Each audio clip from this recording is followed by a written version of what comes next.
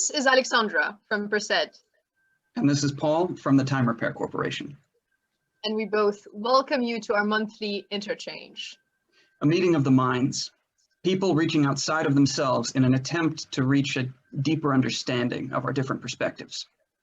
And it is through this coming together of perspectives that we hope to serve the divergent, the polymaths, the change makers, the people we like to call angels of chaos. In short, people who don't fit into molds. We want to achieve that by inviting those troublemakers from around the globe to come together and by digging into their experiences and unique views. Views which we are bringing forth and supporting with models for change, models for sustainability, models for education in the 21st century, to design a system that is actually fit for the kind of world we live in. But there's also another dimension to it. We want to grow that conversation. We want to make sure that more people are able to weigh in and contribute to that practical creation of tomorrow. So reach out to us and let's make this a borderless interchange.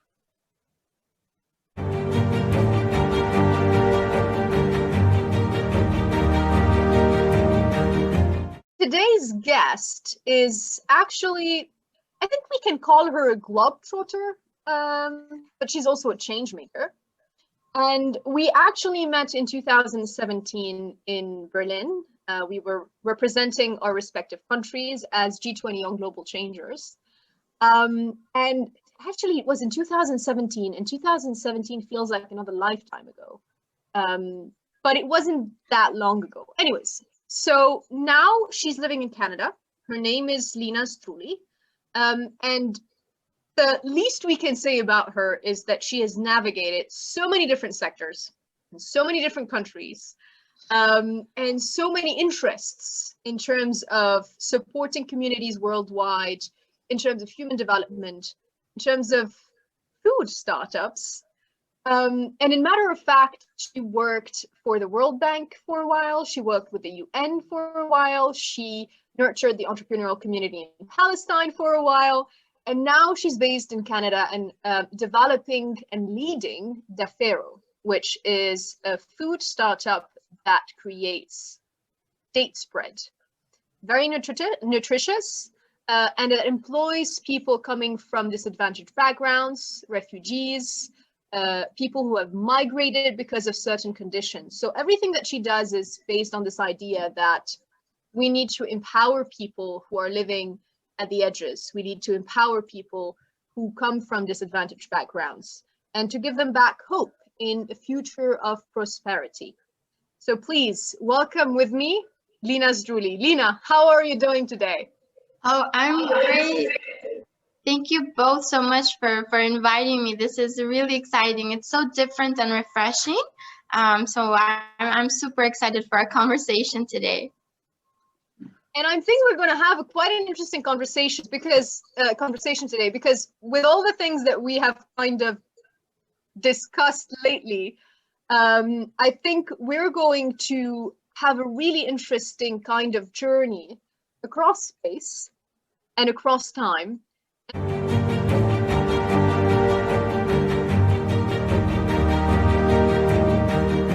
The first thing that I want to ask you, and that I really want to kind of dig deep into that, is that you have lived in several countries and that you have worked with several entities. You've worked with entities as big as the UN and the World Bank, but you've also went on the other side of the spectrum with a much smaller, small, medium enterprise, with a food startup, and so on and so forth.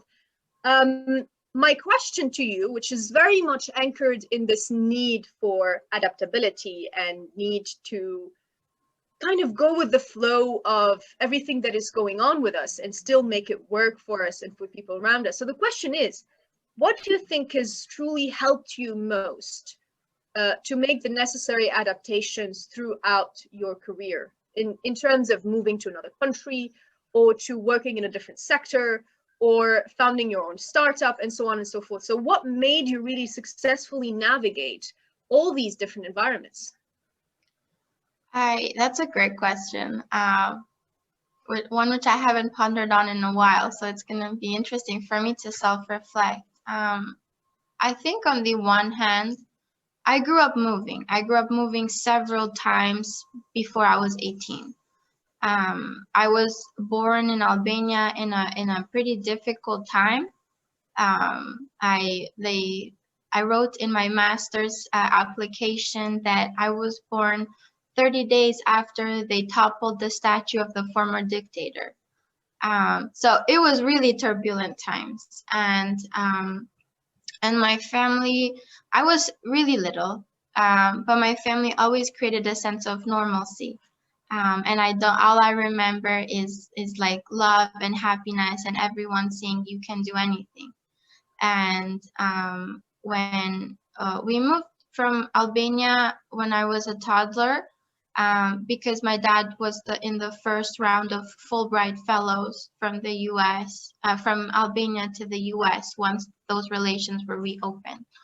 And from then we moved several times because he worked for the European Commission. He did a lot of country-based projects. And so it became a way of life saying, okay, we're here. You have a family and a community that loves you. Everyone always says you're supported, but now we gotta pack up and move somewhere else. And sometimes we had to move somewhere else where I didn't speak the language. When we moved to Italy, I remember the teacher in the middle school, I was 12 or 13, he didn't want to admit me to the school because he said she doesn't speak Italian. How is she going to learn? And my dad was trying so hard. He's like, no, but she can understand. And he asked me, "Quanti anni hai?" How old are you? And I answered 11. And so the principal was telling my dad, see, she doesn't speak Italian. And my dad was like, but she understood you. And and so it was always like this. Like sometimes the world around me doubted and said, you're too little. I was always petite. Like I'm 30 years old. I still like height-wise, it just stayed there. And imagine as a kid, very petite. And sometimes people around you can't do this, you can't do that. My mom signed me up to in a basketball team, all boys. Imagine how small I was in comparison to, and I cried for a week. I don't want to go. My mom was like, no, you're gonna go. I don't know why it was all boys team. I don't know if that part was planned. But just to say that I grew up in an environment where the external world very often doubted, if anything said you're completely incapable, but my internal world, mostly my parents and extended family, even though we grew up away from them, over the phone or this, said you can. There's nothing that you can't. Imagine my mom telling the tiniest kid in the class that you can be on the basketball team with the boys. Like that's how crazy my parents are. And so I think that was really important as a kid. And I learned that, and I learned how as I grew up, how other kids didn't have it, and how much my parents tried to support them and give that to them too. I have friends who go visit my parents when I'm not there in Italy, because they really love giving that type of confidence and joy. So I think that was super important to have that, at least somebody be your cheerleader until you're able to be your own cheerleader. And so now that I'm older, that I've seen a lot of things and lived a lot of different good and then awful things, I've gone to the mindset where I'm my own cheerleader. So like my professional background, from the outside, it looks so random. Like, what does the Italian Chamber of Commerce in Vancouver have to do with desertification in Germany? What does that have to do with refugees in Ethiopia or entrepreneurship in Palestine or African date spread, which seems like the most random of all? And I thought about it, and everything that I did, it was honestly never the low-hanging fruit. It was always the high-hanging fruit. It was like, how can I make my life as difficult as possible? Yes, I'm gonna go for that. And my mom would, there's an expression in Albanian, instead of catching your ear like this, you go like this. Like, okay, that was weird, but you might have it in other countries too, right? So it's like my parents at some point, especially my mom, why do you choose the hardest thing? You can get this job that is like, you could be accepted. Why do you? And I think it was from like having this base of security that then I installed, and realizing that even if I tried something and I sucked, it didn't matter. Honestly, I sucked at basketball. I never in that whole year or however long I did it, not once did I make a hoop. Not once. I just, there was something about the net and never. But because I was the smallest one, I could steal the ball from the other teammates and pass it on to those who could. Smart. And so, like, because they didn't see me, or I would fall, I could like take it out without making a foul, without touching them, without tripping. And so I went from being the person that absolutely nobody wanted on their team, like I would come home crying, nobody picked me, I was last, to like being the first one, because they're like, okay, we want the tiny one, because then she became our secret asset. And so I think that's kind of what I learned to do, is understanding that I'm gonna definitely super suck at some things, at that job or at that challenge, but it doesn't matter, because I know that I will find what I can succeed in, and I'm gonna latch myself onto that. So that's why I tried all kinds of random things. I did a virtual reality project. I don't know 2 things about coding or proper design or anything, but I started and managed that project, and I had so much fun. And then I learned about Unity and how the software works, but from like an external perspective, it was a completely different language. But I was like, yeah, I can, like an international relations student can totally do this hyper technical design thing. Like, I got this.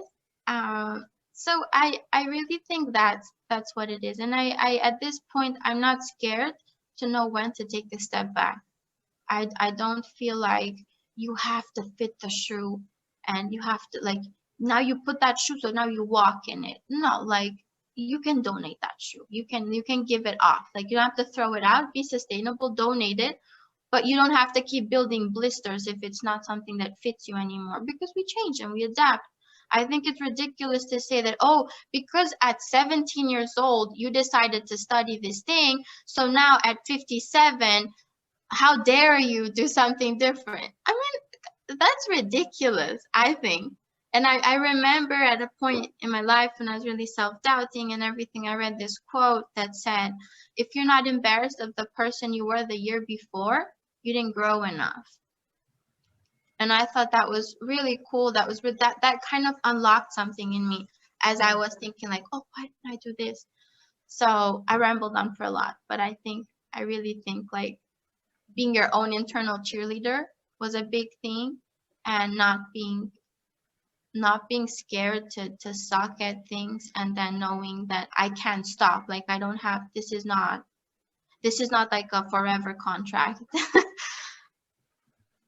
Really incredible. No, that was absolutely amazing. And I think you can recognize the pattern of the basketball team with all boys, all taller than you, in other areas of your life. So it's kind of something, it's interesting how the experiences that we have during childhood kind of embed in us a way of thinking, a way of doing, an approach to life, a perspective that we replicate later on without even noticing, because it's a given.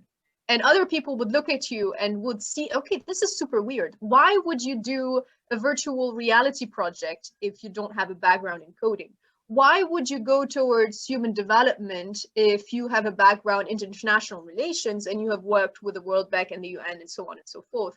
But what people don't realize is that behind that, there's this kind of an acquired taste of wanting to pursue the challenge, of wanting to set the bar higher than what it is, and discovering along the way. Because you eventually discovered that you had an asset, you had a talent, you had something special, that you were capable of communicating and sharing with that context that is kind of like a desert, because it doesn't have anything that would give back something to you, but it does. It depends on how you interact with it and what you do with what you have.